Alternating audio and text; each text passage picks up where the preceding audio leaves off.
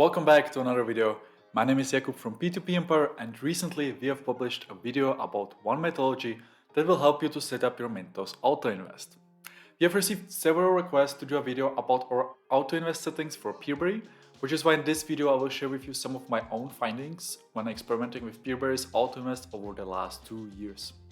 I would also like to point out that this video is suitable for more experienced investors.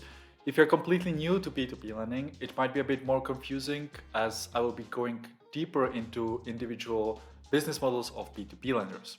If you're new to this channel and your goal is to become a more educated and informed investor, please subscribe to P2P Empire and hit the like button to support our channel and see more videos like this in the future. So generally, it's good practice to pick individual loan originators when investing on P2P marketplaces. This has proven to be a good strategy to lower the risk that comes with investing in every lender. Unfortunately, there are many various risks and it's not always easy to determine which lender should be excluded from your auto invest strategy and which should not. Those factors are mainly connected to the reporting quality of the lender, the regulative environment where the lender is operating, the loan type, legal contracts between the marketplace and the lender, as well as the lender's lending practices.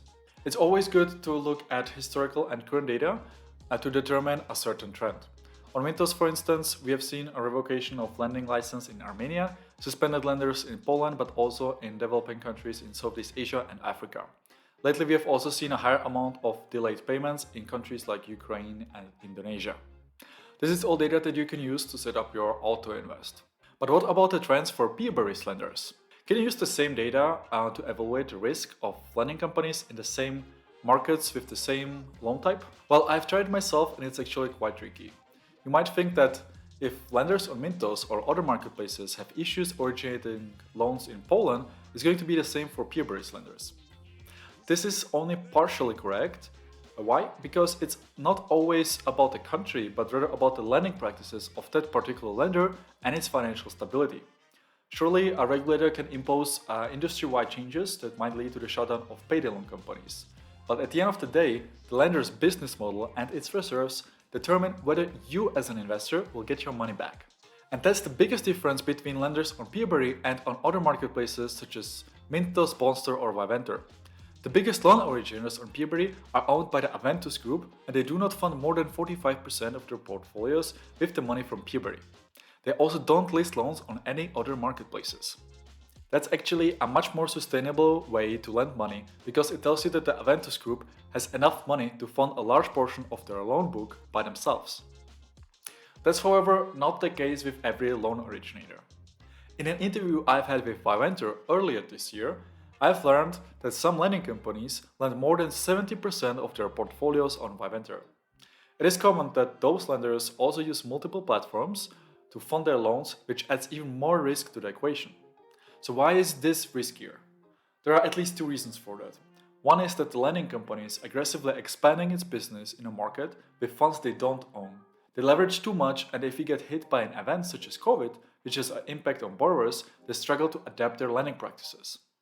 The default rates will go up and the lending volumes will go down, which means that their business model will fall apart. Another risk that most investors don't realize is that there is no public register of loans that have been listed on dedicated marketplaces. This is something I've learned in our latest interview with Iuvo Group. It basically means that one cannot check if the same loans are listed, for example, on Viventer and on Iuvo. This increases the risk of fake loans, and that's why I'm not a fan of investing in lenders that source money from different platforms. Please don't be one of those investors who fall for the argument of the diversification, which is just a lame way to say we don't have anything better or unique, but you can diversify across lenders that, by the way, fund their loans on other platforms as well. So this should give you an idea about what factors can play a role when setting up your auto invest. Now let's talk about PeerBerry specifically. How should you set up your PeerBerry's auto invest? Well, there are two ways to approach PeerBerry's auto invest. If you use PeerBerry as your primary marketplace for loans, you set up your settings as broad as possible. This way, you will always be invested and you avoid cash drag. Just keep in mind that there is no secondary market, so if you want to keep your portfolio liquid, you have to choose a shorter loan term. If you use PeerBerry as your secondary marketplace for loans, you might set up your settings and invest only in loans in certain countries. Maybe you want to invest only in Russia or only in Vietnam. Obviously, it comes down to your own investment strategy. You should note that the loan availability on PeerBerry is much lower than on Mintos. The funding volume is, however, constantly increasing. In terms of diversification, you will also not be able to diversify in 30 countries, and there are also not 60 lending companies that you can invest on PeerBerry. Instead, you can usually diversify in just a few countries such as Russia, Vietnam, or Moldova if you follow a short-term strategy, and Lithuania or Ukraine if you follow a long-term strategy.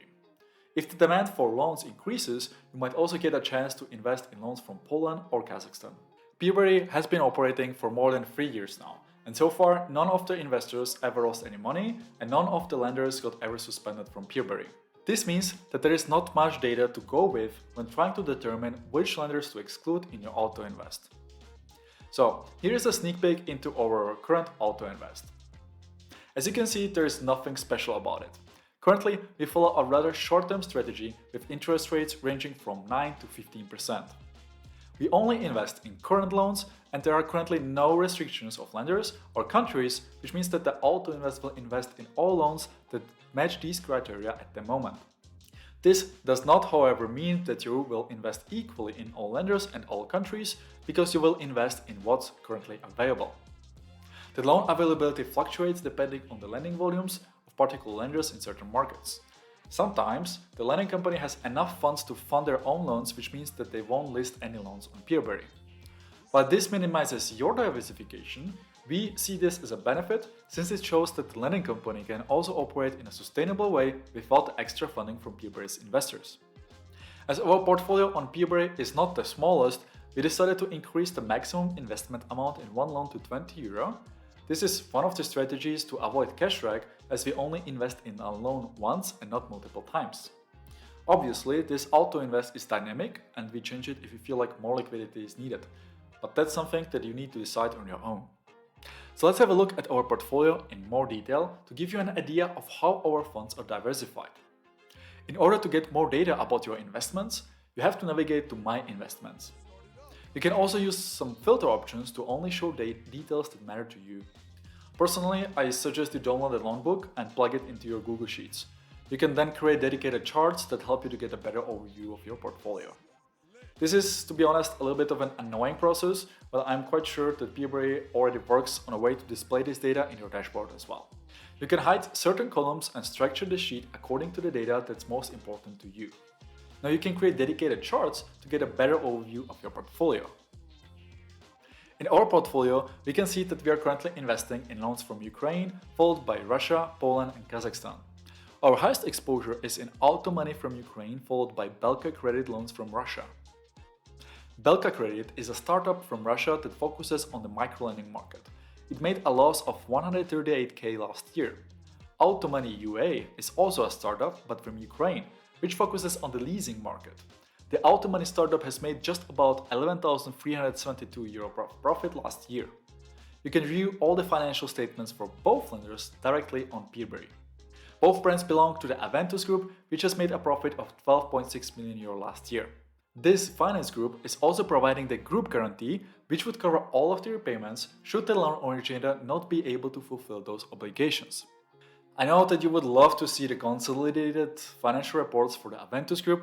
Unfortunately, they are not obliged by any law to provide it. And due to the nature of their lending models in different countries with different jurisdictions, it's extremely complex to create such a consolidated report, and since it's not required by law, it means that you will probably not see one in the near future either. During our research for this video, we also received the information that the Aventus Group is expecting a net profit of €10 million this year, despite the challenges all lending businesses are facing at the moment. But let's go back to our portfolio. In terms of loan types, this portfolio consists mostly of short-term loans and leasing. As you might know, we suggest PeerBerry to investors who prefer to keep their portfolios liquid and invest short-term. When it comes to the loan status, 79.6% of our portfolio is current, which is really impressive. This is not something we can say about our portfolio on Twino, for example, where the current loans account for only 28.75%. So there you have it. That's been a sneak peek into our current portfolio on PeerBerry. Is it always going to remain like this? Well, I don't think so. But it gives you a good idea about the performance and diversification of someone who has more than 11,000 euro skin in the game. So the takeaway from this video is to show you that not every marketplace follows the same business model and the same lending practices. If you decide to invest on any P2P lending platform, you should get familiar with the business model and evaluate for yourself, based on the information that you have available, whether it is a good fit for you. We believe that PeerBerry's business model is one of the most sustainable business models when it comes to funding unsecured short-term loans. Why? Because PeerBerry understands that it can only operate if investors keep investing, which is why you won't find any sneaky ways and outrageous promises which cannot be kept. There are no loan extensions or pending payments, and there is definitely no need for any recoveries. Aventus Group also keeps 10% of their portfolio in their bank account to process all payments without any delays. PeerBerry is in fact one of the most transparent players in the industry. Of course, I'm not saying that everything is great and that there won't be any challenges at some point. At the end of the day, the lending business is also influenced by many external factors. But judging by the past and the current performance of PeerBerry and its lending partners, it looks like they are very good in adapting to the market conditions while protecting investors' interest. And that's not something that can be said about many other players in the industry. As always, I invite you to do your own research and your own due diligence in case you decide to invest on PeerBerry. If you are already an investor on PeerBerry, please let me know your investment strategy in the comments below. I'm really curious to hear your thoughts on this one. Thanks for watching, and I will catch you in the next one.